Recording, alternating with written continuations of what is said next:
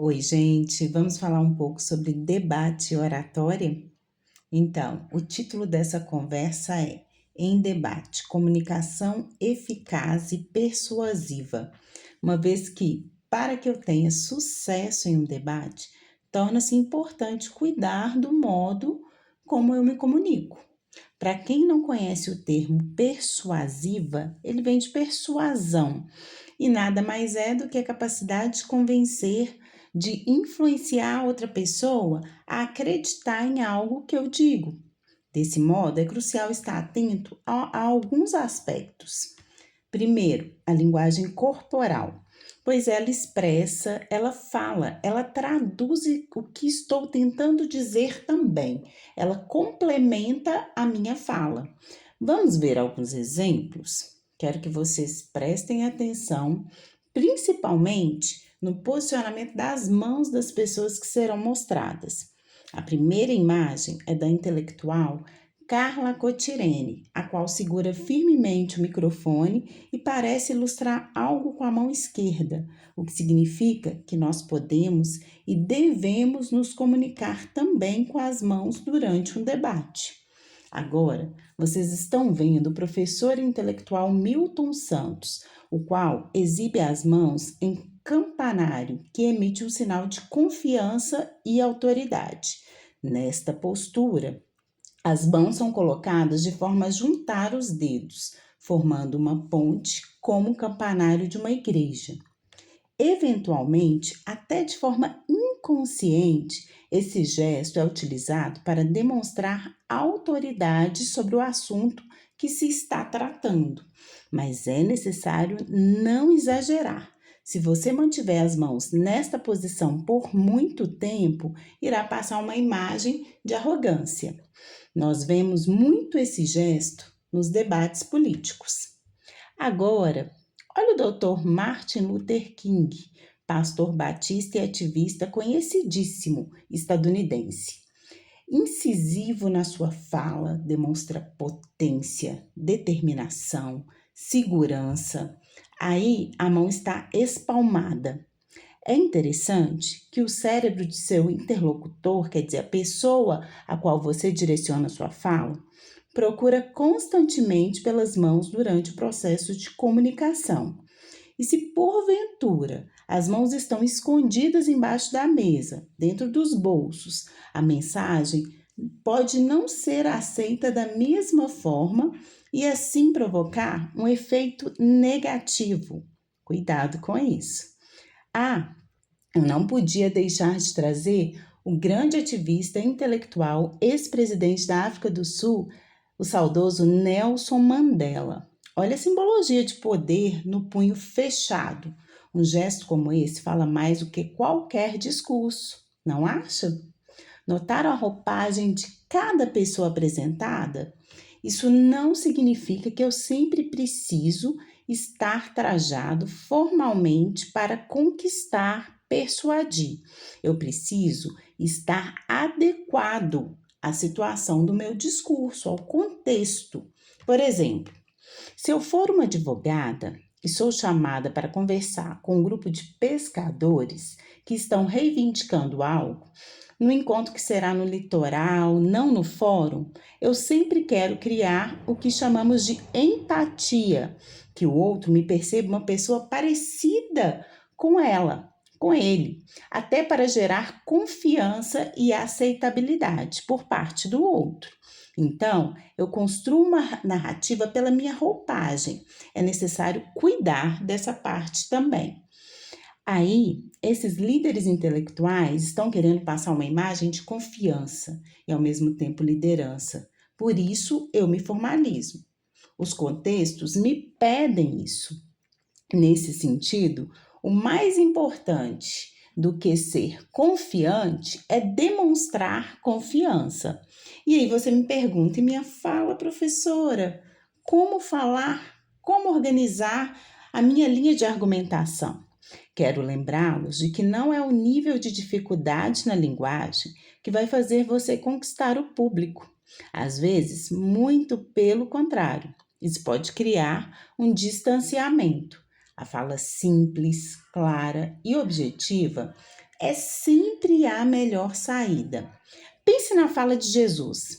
Biblicamente, temos as parábolas, definida pelo dicionário como pequenas narrativas que usam alegorias, imagens, a linguagem figuradas, representações para transmitir uma lição moral. Então, eu peguei um exemplo aqui, a parábola das 10 minas, está em Lucas, capítulo 19, versos 12 e 13, só para ler um pedacinho e ilustrar. Ele disse: um homem de nobre nascimento foi para uma terra distante para ser coroado rei e depois voltar. Então chamou 10 dos seus servos e lhe deu 10 minas. Disse ele: façam esse dinheiro render até a minha volta. E ele continua a narrativa. Ao ler este trecho, eu quero que vocês pensem como as pessoas param para escutar, como as histórias que contamos no dia a dia prendem mais atenção até do que alguém se colocar a explicar algo para a gente. Nós gostamos de narrativas, tanto que nos comunicamos diariamente por meio delas. Às vezes começamos assim: você não sabe o que aconteceu comigo. E passamos a contar, a narrar, nos conectamos com pessoas que contam histórias. Você deve estar se perguntando: mas como faço isso num debate, professora? Dê uma olhada aí. No debate, nós temos que projetar, organizar nosso texto, nossa fala, por meio de estratégias argumentativas. Afinal, nós queremos convencer as pessoas, não é? E para isso eu preciso acionar meus argumentos. Como posso apresentá-los? Aqui estão as principais formas, mas existem outras. A exemplificação é a primeira que eu coloquei aí. A exemplificação consiste em usar como exemplo informações que representam a situação defendida ou refutada, ou seja, negada. Você pega exemplos da mídia, dados estatísticos, pequenas narrativas, entre outros. Um exemplo que eu coloquei para ilustrar para vocês foi uma notícia que saiu na mídia no dia 8/7/2025, especificamente no site do G1, que está intitulada assim: quem era Guilherme Dias, marceneiro negro, assassinado com tiro na cabeça por PM de folga. E aí ela continua: jovem de 26 anos morreu na sexta-feira após ser baleado enquanto corria para pegar o ônibus na saída do trabalho, em Parelheiros, na zona sul da capital paulista. Então, significa que eu estou exemplificando. É uma situação que aconteceu e que denota e que demonstra racismo. Nós podemos fazer isso na hora do debate? Devem. Agora, o outro aspecto é a evolução histórica, que eu também chamo de alusão histórica. Para trabalhar com a evolução histórica, você precisa ser capaz de apresentar um fato histórico referente ao assunto da redação. E aí eu peguei um pedacinho de uma redação que, claro, ela pode ser verbalizada também, porque no debate nós vamos trabalhar tanto com essa parte da narrativa, quando você prepara os seus argumentos, mas o momento que você tem que falar. E essa menina, para a redação que ela fez uma relação histórica com a época da ditadura, que foi ali mais ou menos do tempo de 1964 e durou até 1985. E ela coloca assim: na época do período militar, ela nem define a data, ela só coloca o período. Acentuou-se o esfacelamento de uma sociedade democrática em virtude da doutrina de segurança nacional, uma lógica puramente autoritária de conduta. E aí ela vai trazer ao final do texto, dessa primeira parte, a ilustração que ela pegou o evento para mostrar e fazer uma comparação daquilo que aconteceu na Rocinha. Um exemplo que me permite ilustrar isso foi a ocupação militar da comunidade da Rocinha, no Rio de Janeiro, marcada pelas guerras entre traficantes e os próprios policiais, ceifando centenas de vidas inocentes no meio do conflito. Uma outra maneira de você apresentar o argumento é por meio da citação ou argumento de autoridade.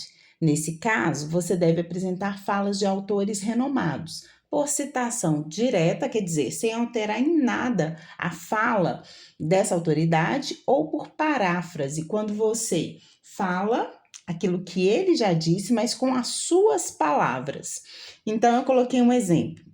Mestre em Filosofia Política pela Universidade Federal de São Paulo, Djamila Ribeiro aponta que o não ouvir é a tendência a permanecer num lugar cômodo e confortável, daquele que se intitula poder falar sobre os outros, enquanto esses outros permanecem silenciados. Djamila, como uma intelectual que fala muito sobre o feminismo negro, aqui ressalta o silenciamento da população negra. Um outro aspecto que a gente analisa e pode utilizar no debate é a comparação. Essa estratégia é utilizada para expor as diferenças ou as semelhanças entre duas ideias, dois contextos, duas realidades, dois lugares. E aí, eu trouxe um exemplo que é justamente um conceito do intelectual Milton Santos, que acabou tornando a comparação aqui também uma associação entre citação e comparação. Ele compara dois espaços, um que ele chama de luminosos e o outro que ele chama de opacos.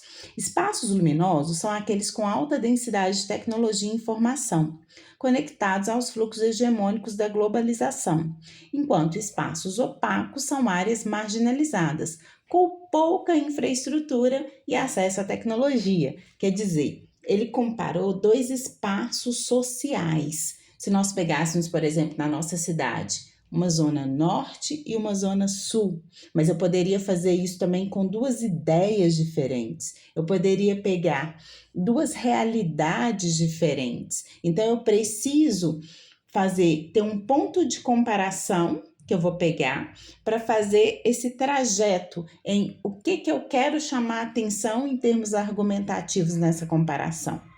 E por último, as causas e consequências. Trabalhar causas e consequências é muito interessante porque ao optar por essa estratégia, a gente explica os motivos, os porquês de um determinado problema, ou seja, você vai na raiz do problema.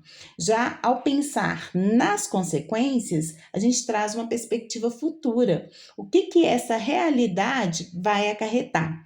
Aqui é interessante porque você pode pensar em consequências nos dois pontos da questão, positivas ou negativas.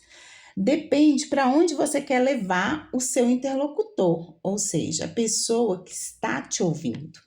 É importantíssimo sempre se lembrar que você cria uma narrativa para o outro e não para você. Então, diante dessa listagem aí de formas de argumentar, prepare seus melhores argumentos e use a seu favor. Eu quero terminar com um provérbio africano que diz: se você quer ir rápido, vá sozinho.